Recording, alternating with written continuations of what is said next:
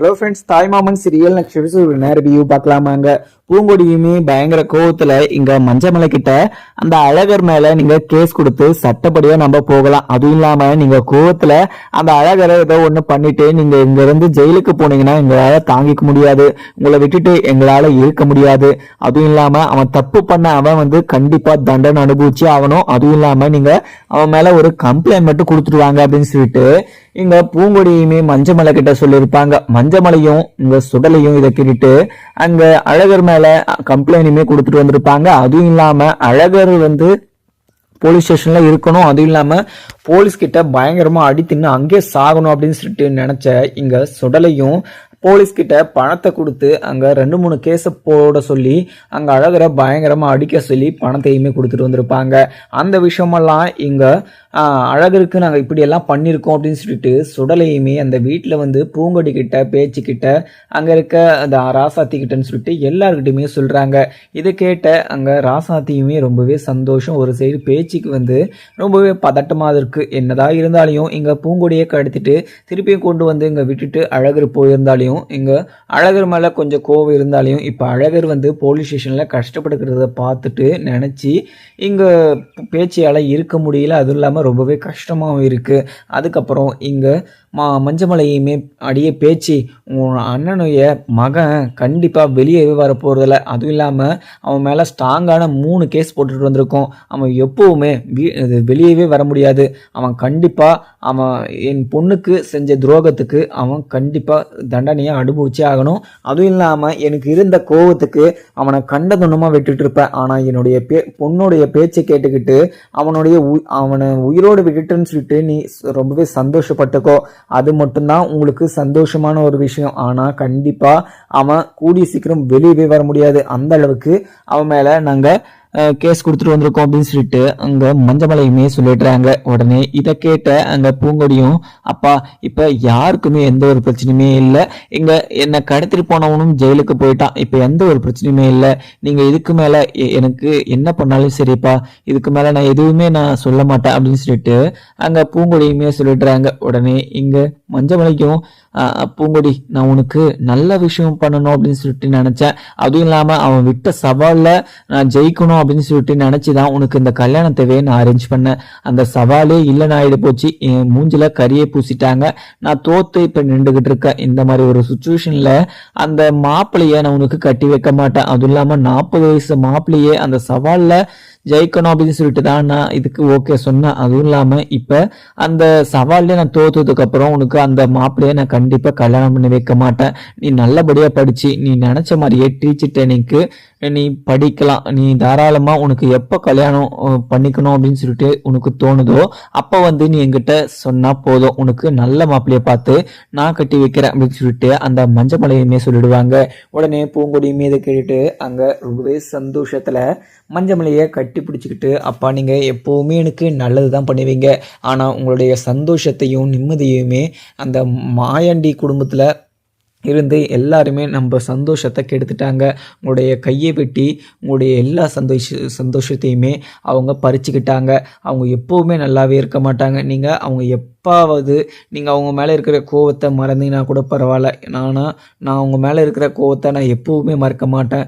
ஏன்னா நீங்கள் இப்போ அந்த ஒரு கை இல்லாமல் வேலைக்கு போக முடியாமல் வீட்லேயே குடிச்சிக்கிட்டு அப்படி இப்படின்னு சொல்லிட்டு உங்கள் வாழ்க்கையை நாசமானதுக்கு காரணம் அந்த அழகரும் அந்த மஞ்சமாலை மாயாண்டியும் மட்டும்தான். அந்த ஃபேமிலியை நான் என்னைக்கும் மன்னிக்கவும் மாட்டேன், என்னைக்குமே மறக்கவும் மாட்டேன். அவங்க செஞ்ச தப்புக்கு அவங்க தண்டனை அனுபவிச்சே ஆகணும். அதுவும் இல்லாமல் அழகரை நினச்சி டெய்லி தினமும் அவங்க வருத்தப்பட்டுக்கிட்டே இருக்கணும் அப்படின்னு சொல்லிட்டு அங்கே பூங்கொடியுமே சொல்லிட்டுறாங்க. உடனே மஞ்சமலையும் பூங்கொடி நீ எதுக்குமே கவலைப்படாத, மறுபடியும் உன்னுடைய பேச்சுக்கோ இல்லை இந்த வீட்டில் எதனா அவங்க இன்வால்வ் ஆகினாங்க அப்படின்னு சொல்லிட்டு தெரிஞ்சிச்சுன்னா அவங்கள நான் மறுபடியும் உயிரோடைய விட மாட்டேன். இந்த டைம் ஏதோ தப்பிச்சுட்டான், அதுவும் இல்லாமல் நீ சொன்ன அப்படின்ற ஒரே காரணத்தினால மட்டுமே அவன் மேலே நான் கேஸை கொடுத்துட்டு எந்த ஒரு பிரச்சனையுமே பண்ணாமல் இருக்கேன்.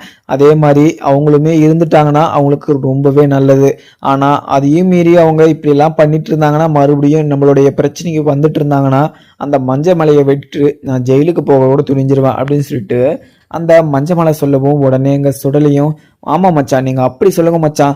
அவங்கள இப்ப நம்ம அழகரை வந்து போலீஸ்ல புடிச்சு கொடுத்துட்டோம். இதுக்கு மேல எந்த ஒரு பிரச்சனையும் இல்லை மச்சான்.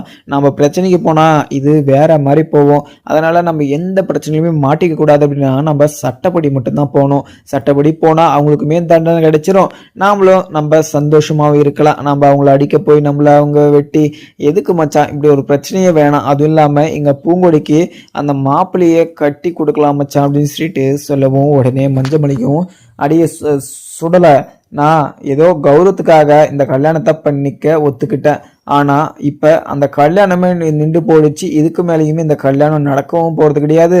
என்னுடைய பொண்ணோட வாழ்க்கை இனிமே நல்லபடியாக தான் இருக்கும். அதுவும் இல்லாம அவளுக்கு நான் நல்ல மாப்பிள்ளையே, அவளுக்கு ஏத்த மாப்பிள்ளையே நான் கண்டிப்பா கட்டி வைப்பேன். இப்ப இந்த அறக்கிழவனை வந்து நான் கண்டிப்பா இங்க பூங்கொடிக்கு நான் கட்டி வைக்க மாட்டேன் அப்படின்னு சொல்லிட்டு சொல்லவும் உடனே ராசாத்தியுமே அங்க வந்து, என்னென்ன பேசிக்கிட்டு இருக்கீங்க, அவங்கக்கிட்ட கல்யாணத்தை பற்றி பேசிட்டு நாளைக்கே கல்யாணத்தை வச்சுக்கலான்னு சொல்லிட்டு அவங்க மனசில் ஆசையை வளர்த்து விட்டுட்டு இப்படி சொன்னால் எப்படின்னு அண்ணா அவங்க என்னென்ன நினைப்பாங்க அப்படின்னு சொல்லிட்டு அங்கே ராசாத்தி சொல்லவும் உடனே மஞ்சமலையும், ராசாத்தி என்ன பேசிக்கிட்டு இருக்க, அவங்க என்ன நினைப்பாங்க அப்படின்னு சொல்லிட்டு நினச்சி என்னுடைய பொண்ணோட வாழ்க்கையை நாசமாக்க சொல்கிறியா, அப்படியெல்லாம் எந்த காலமும் நடக்காது. என்னுடைய பொண்ணு என்னை ரொம்பவே நம்புறா. அந்த நம்பிக்கையை நான் காப்பாற்ற விரும்புகிறேன். அதுவும் இல்லாமல் அவன் நம்பிக்கையை நான் உடைக்க விரும்பலை. ஏன்னா அந்த மாப்பிள்ளையே இங்கே பூங்கொடிக்கு சுத்தமாக விருப்பமே இல்லைனாலேயுமே அவன் நான் சொன்னேன் அப்படின்ற ஒரே காரணத்தினால அந்த மாப்பிள்ளையை கட்டிக்க ஒத்துக்கிட்டா. அதுக்குன்னு நான் அவளை ஏமாளியாக்கிட்டு அவளை ஏமாத்திட்டு ஒரு ஆழ்கிணத்துல நான் தள்ளிவிட விரும்பலை. அவளுக்கு நான் நல்ல ஒரு மாப்பிள்ளையை பார்த்து கல்யாணம் பண்ணி வைப்பேன். அதுவும் இல்லாமல் அவள் நல்லபடியாக வாழணும், அதை மட்டும் தான் நான் நினைக்கிறேன். அதுவும் இல்லாமல் முன்னாடியே நான் இந்த விஷயத்த அங்கே பூங்கொடி கிட்ட கேட்டேன், இந்த கல்யாணத்தில் உனக்கு விருப்பம் இருந்தால் மட்டும் சொல்லு அப்படின்னு சொல்லிட்டு. ஆனால் என்னுடைய மரியாதைக்காகவும் என்னுடைய அன்புக்காகவும் அவள் இப்படி இந்த ஒரு விஷயத்துக்கு ஓகே சொன்னா. ஆனால் அவள் மனசில் என்ன இருக்குன்னு சொல்லிட்டு எனக்கு முன்னாடியே தெரியும். ஆனால் தெரிஞ்சிருந்தோம் இந்த கல்யாணத்தை நான் மரியாதையை காப்பாற்றிக்கணும் அப்படின்னு சொல்லிட்டு நான் அரேஞ்ச் பண்ணேன். ஆனால் நான் நல்ல ஒரு அப்பனே கிடையாது. ஏன்னா ஒரு பொண்ணுக்கு அரை கிழவனை கல்யாணம் பண்ணி வைக்க இங்கே சம்மதம் பேசியிருக்கேன். நாளைக்கே கல்யாணம் பண்ணி வைக்கலான்னு சொல்லிட்டு எல்லா ஏற்பாடும் பண்ணது எனக்கு மிகப்பெரிய அசிங்கமாகவும் இருக்கு. நான் ஒரு பொண்ணை பெற்றுட்டு அந்த பொண்ணுக்கு இப்படி ஒரு கல்யாணத்தை பண்ணி வைக்க போறேன்னு சொல்லிட்டு எனக்கே அசிங்கமா இருக்கு. அந்த மாப்பிள்ளை வீட்டில் கால் பண்ணிட்டு இந்த கல்யாணம் எப்பவும் நடக்க போறது கிடையாது, இந்த கல்யாணத்துல விருப்பம் இல்லை, அதே மாதிரி பொண்ணு வந்து படிக்கணும் ஆசைப்படுது அப்படின்னு சொல்லிட்டு நீங்க சொல்லிடுங்க அப்படின்னு மாதிரியுமே சொல்லிட்டுறாங்க. உடனே அங்க இருக்கிற சுடலையும் சரி ஒரு ஆச்சரியமாக இருக்காங்க. ஏற்கனவே அந்த மாப்பிள்ளை வீட்டில் இருந்து 5 லட்சம் வந்து அதுக்கு ஒரு நன்கொடையா வாங்கியிருப்பாங்க, இந்த கல்யாணத்தை நாங்க முடிச்சு வைக்கிறோம் அப்படின்னு சொல்லிட்டு. ஆனா அந்த 5 லட்சத்தை வாங்கிட்டு இந்த கல்யாணம் நடக்கலன்னு சொன்னாங்க, வேற மாதிரி பிரச்சனையாகும் அப்படின்னு சொல்லிட்டு இங்க சுடலைக்கு ரொம்பவே அதிர்ச்சியாகவும் இருக்கு. உடனே ராசாத்தியுமே, அண்ணா இப்படி எல்லாம் சொன்னா எப்படின்னு, அவங்க கிட்ட நம்ம வாக்கு கொடுத்துட்டோம், இந்த வாக்கை நம்ம மீறினா அது ரொம்பவே தப்பாயிடனே, என்னன்னா இப்படி எல்லாம் பேசக்கூடாதுன்னு, இப்ப இல்லைன்னா கூட பொறுமையா கூட அந்த மாப்பிள்ளைய கல்யாணம் பண்ணி வைக்கலாம் அப்படின்னு சொல்லிட்டு சொல்லவும் உடனே ராசாத்தியை பார்த்து, ராசாத்தி என்ன பேசிக்கிட்டு இருக்க, அதே உன்னுடைய பொண்ணா இருந்து நீ அந்த அப்படி அத்தனை வயசு இருந்து அந்த மாப்பிள்ளைக்கு நீ கட்டி கொடுத்துருப்பியா, கொஞ்சம் அது மனசாட்சியோட பேசு.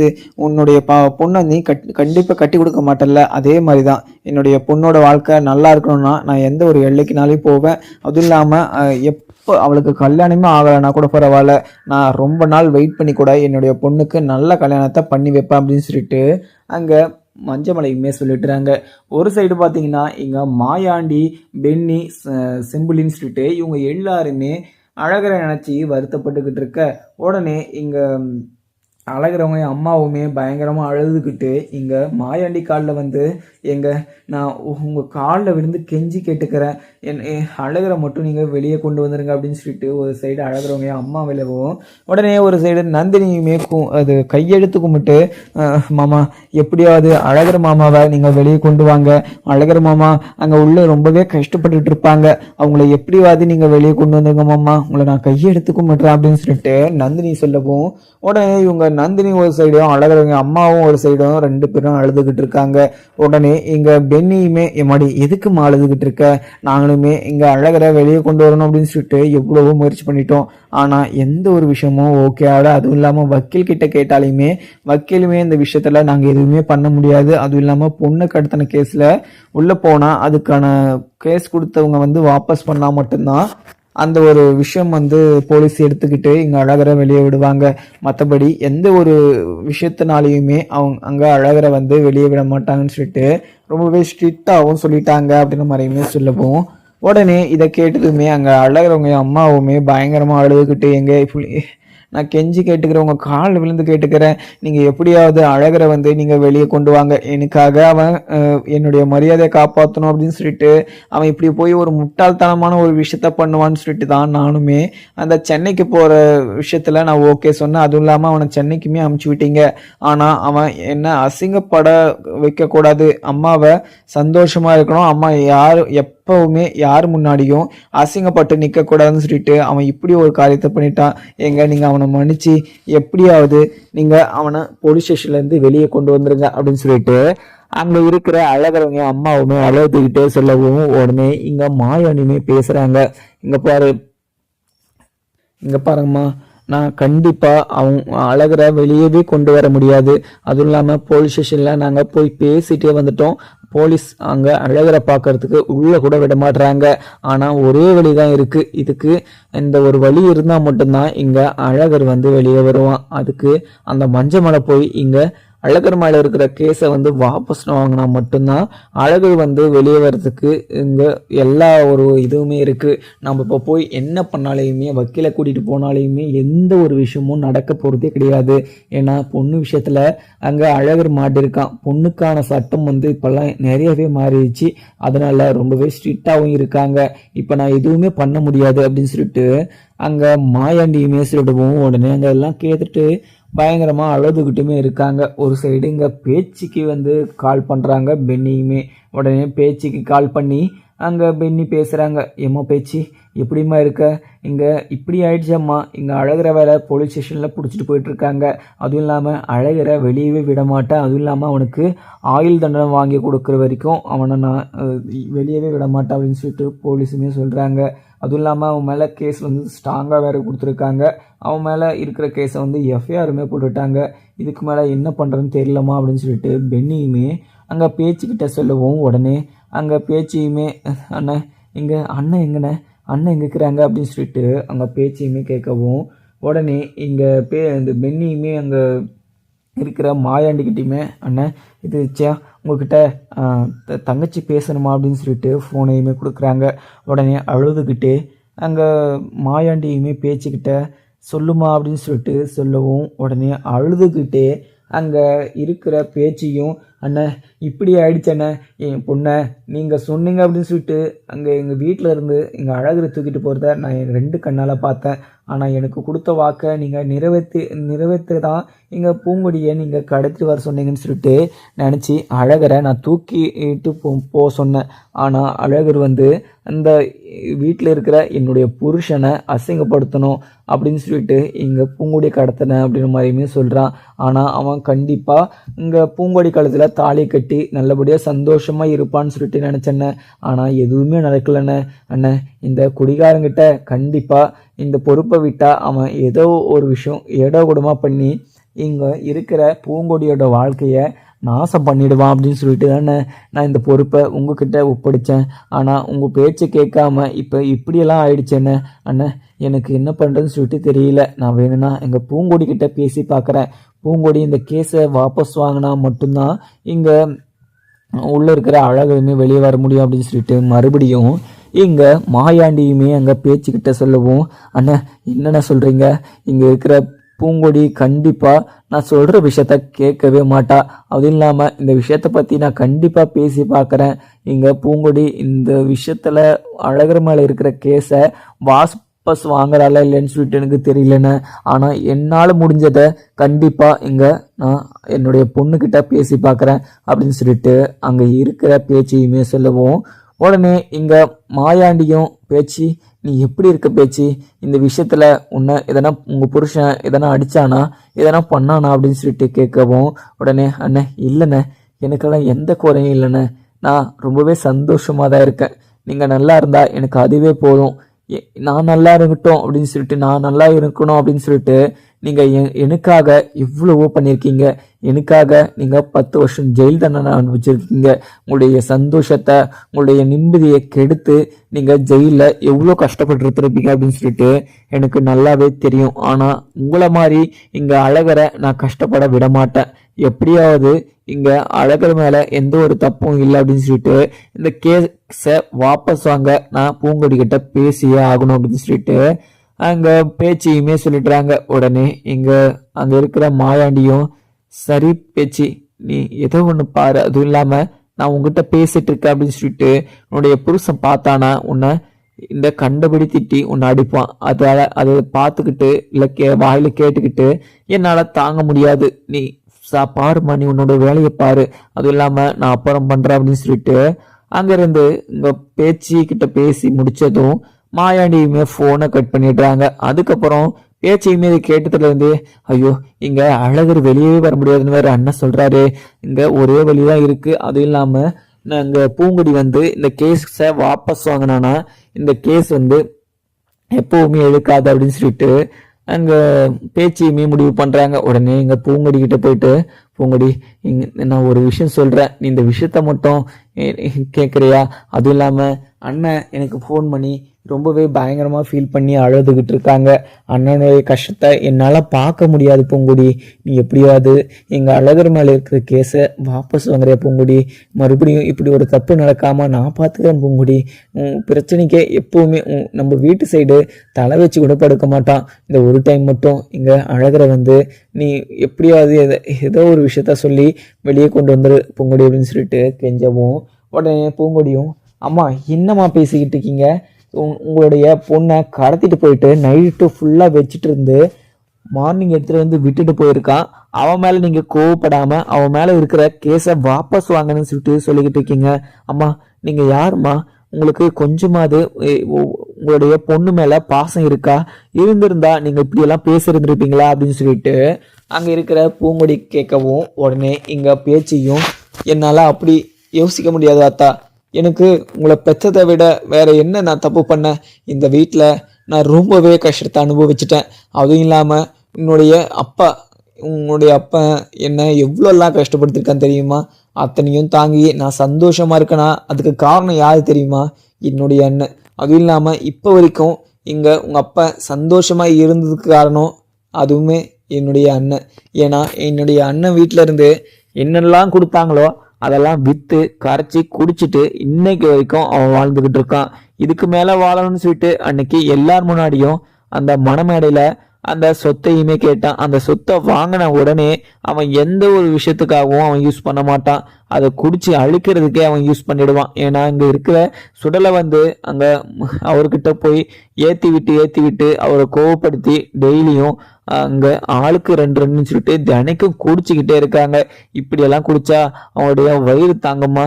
அதெல்லாம் தாங்குமா? ஆனால் கடைசி வரைக்கும் இவங்க இப்படியே தான் பண்ணிக்கிட்டு இருப்பாங்கன்னு சொல்லிட்டு எனக்கு நல்லாவே தெரியும். என்னதான் இருந்தாலையும் இங்கே என்னுடைய அண்ணன் மேலே பாசம் இருந்தாலே நான் உன்னை பற்றி யோசிக்காமலாம் கிடையாது. நீ அந்த வீட்டுக்கு வாழ போனா நீ ரொம்பவே சந்தோஷமா இருப்ப. அதுவும் இல்லாமல் கடைசி வரைக்கும் ராணி மாதிரி நீ வாழ்ந்துகிட்டு இருக்கலாம். அதனால தான் எனக்கு கிடைக்காத அன்பு உனக்கு கிடைக்கணும் அப்படின்னு சொல்லிட்டு அவங்க அழகரை உன்னை கல்யாணம் பண்ணிக்க சொன்னேன். ஆனால் நீ அழகரை எனக்கு சுத்தமாக பிடிக்காது. எங்கள் அப்பாவை கஷ்டப்படுத்தினா அவங்க ஃபேமிலியில் நான் வாக்கப்பட மாட்டேன். அதுவும் இல்லாமல் அவங்கள நான் உண்டு இல்லைன்னு பண்ணுவேன் அப்படின்னு சொல்லிட்டு நீ ஆம்பளை மாதிரி வெறி கொண்டு இருக்கிறதெல்லாம் பார்க்குற போது எனக்கு ரொம்பவே கஷ்டமாக இருக்குது. அதுவும் இல்லாமல் இங்கே அந்த கேஸை மட்டும் எனக்காக நான் உன் காலில் விழுந்து கேட்குறேன், இந்த கேஸை மட்டும் நீ வாபஸ் வாங்குறியா அப்படின்னு சொல்லிட்டு அங்கே இருக்கிற பேச்சையுமே பூங்கொடிக்கிட்ட செல்லவும், உடனே இங்கே பூங்கொடியுமே இதை கேட்டதும், அம்மா என்னம்மா பேசிக்கிட்டு இருக்க? என்னாலலாம் இந்த கேஸெல்லாம் வாபஸ் வாங்க முடியாது. நீ என்கிட்ட அழுதே நீ எல்லா விஷயத்தையுமே சாதிச்சிடுற. இதுக்கு மேலேயுமே நீங்கள் சொல்கிறத நான் என்றைக்குமே கேட்கவே மாட்டேன். உங்கள் பேச்சை கேட்டு தான் இன்றைக்கி இந்த நிலைமைக்கு நான் நின்றுக்கிட்டு இருக்கேன். உங்களால் தான் எங்கள் அப்பாவுடைய கை போச்சு. இப்போ வரைக்கும் அவர் கஷ்டப்பட்டுக்கிட்டு இருக்காருன்னா அது உங்களால் மட்டும்தான். நீங்கள் அன்னைக்கே எந்த ஒரு பிரச்சனையுமே நடக்கக்கூடாது அப்படின்னு சொல்லிட்டு அந்த பிரச்சனையை தடுத்துருந்தீங்கன்னா, அவங்க கொஞ்சம் கோவத்தை குறைச்சிருந்தாங்கன்னா அங்கே எந்த ஒரு பிரச்சனையுமே நடந்திருக்காது. ஆனால் எங்கள் கோவத்தில் இங்கே அவரை கஷ்டப்படுத்தணும்னு சொல்லிட்டு உங்கள் அப்பனுடைய கையை வெட்டியிருக்க மாட்டார். ஏதோ கீழே போடலாம் அப்படின்னு சொல்லிட்டு வந்தபோது உங்கள் அப்பந்தான் அந்த கையை இடையில எடுத்துகிட்டு கையை விட்டதுனால தெரியாமல் அதை வெட்டிக்கிச்சு. என் அண்ணன் என்றைக்குமே ஒரு எறும்புக்கு கூட துரோகம் நினச்சி இது கூட கிடையாது. ஆனால் இப்போ எங்கள் அண்ணனுக்கு எவ்வளோ பெரிய கஷ்டமாக இருக்குது தெரியுமா? அதுவும் இல்லாமல் என் அண்ணன் இன்னைக்கு வரைக்கும் இப்போ வரைக்குமே கஷ்டப்பட்டுக்கிட்டு தான் இருக்காங்க. நான் நல்லா இருக்கட்டும் அப்படின்னு சொல்லிட்டு இன்னைக்கு வரைக்கும் பணத்தை அமுச்சு விடுறாங்க. உங்கள் அப்பா டெய்லியும் வெளியே போயிட்டு வரதுக்கும் சரக்கு அடிக்கிறதுக்கும் என்கிட்ட தான் வாங்கிட்டு போகிறான். அதுவும் இல்லாமல் வாங்கிட்டு போன காசை மறுபடியும் கொடுக்கறது கூட முடியாது. இந்த பணத்தை உங்கள் கல்யாணத்துக்காக நான் சேர்த்து வச்சுக்கிட்டு இருக்கேன். அவனால் உங்களுக்கு கண்டிப்பாக எதுவுமே பண்ண முடியாது. அதனால தான் நான் உங்களுக்கு ஏதோ அண்ணன் இது மாமன்ற முறையில் நான் எதனா பண்ணணும் அப்படின்னு சொல்லிட்டு என்ன ரொம்பவே கஷ்டமாக இருக்குது அப்படின்னு சொல்லிட்டு தான் நினைக்கிறேன். என்னதான் இருந்தாலையும் அவங்க அப்போ இருந்தே எனக்கு என்னென்ன வேணும் அப்படின்றத பார்த்து பார்த்து செஞ்சுக்கிட்டு இருக்காங்க. இப்போ வரைக்கும் நான் வச்சுக்கிட்டு இருக்க காசு மொத்தத்தையுமே அழிச்சது அப்படி யாருன்னா உங்களுடைய அப்பா மட்டும்தான். நான் நல்லா இருக்கணும்னு சொல்லிட்டு எனக்கு கொடுப்பாங்க. ஆனால் அந்த அமௌண்ட்டை நான் செலவு பண்ணாமல் அது எதனா யூஸ் ஆகும் அப்படின்னு சொல்லிட்டு நான் வச்சுட்டு இருந்தா. ஆனால் எல்லாரும் இப்படியெல்லாம் பண்ணிகிட்டு இருப்பாங்க அப்படின்னால நான் நினச்சி கூட பார்த்ததில்லை. நீங்கள் நல்லா இருக்கணும் அப்படின்னு சொல்லிட்டு நினச்சி தான் நான் எல்லா விஷயத்தையுமே வச்சுக்கிட்டு இருக்கேன். ஆனால் நீ உங்கள் அப்பா சொல்கிற விஷயத்த கேட்டுக்கிட்டு அந்த வயசான மாப்பிள்ளையை நீ கட்டிக்கிட்டேன்னா கண்டிப்பாக கடைசி வரைக்கும் நீ கஷ்டப்பட்டுக்கிட்டு தான் இருக்கணும் அப்படின்னு சொல்லிட்டு அங்கே இருக்கிற இங்கே பூங்கொடிக்கிட்ட பேச்சையுமே சொல்லிடுறாங்க. பூங்கொடி இதை கேட்டதுமே, அம்மா நீங்கள் என்ன சொன்னாலையும் எங்கள் பூங்கொடி இங்கே அழகர் நான் கண்டிப்பாக வெளியே கொண்டு வரதுக்கான எந்த ஒரு விஷயமும் நான் செய்ய மாட்டேன். அதுவும் இல்லாமல் அழகர் எனக்கு ரொம்பவே நம்பிக்கை துரோகம் பண்ணியிருக்கான். அவனுக்கு நான் என்றைக்குமே மன்னிப்பே கொடுக்க மாட்டேன் அப்படின்னு சொல்லிட்டு இங்கே பூங்கொடியுமே சொல்லிடுறாங்க. உடனே இதெல்லாம் யோசித்து பார்த்துட்டு அவருமே எதுவுமே சொல்லாததுனால அங்கே இருக்கிற அழகருமே பதட்டத்தோட போலீஸ் ஸ்டேஷனில் இருக்காங்க. அதுவும் இல்லாமல் எல்லாருமே போலீஸ் பயங்கரமாக இங்கே எல்லாருமே அடிச்சிட்றாங்க. அடிச்சதும் இல்லாமல் இங்கே போலீஸ் அவங்களுக்கு இன்னொரு வார்னிங்குமே கொடுக்குறாங்க. நீங்கள் கண்டிப்பாக இப்போ அடி வாங்குறீங்க, ஆனால் போலீஸ் ஸ்டேஷனில் ஜெயிலுக்கு போயிட்டீங்கன்னா நீங்கள் மரண அடி வாங்கணும். இந்த கேஸுக்கெல்லாம் உங்களுக்கு தனி ட்ரீட்மெண்ட்டே இருக்குது. அதுக்கான டிஃப்ரெண்ட் ஆங்கிள் எல்லாம் இருக்குது.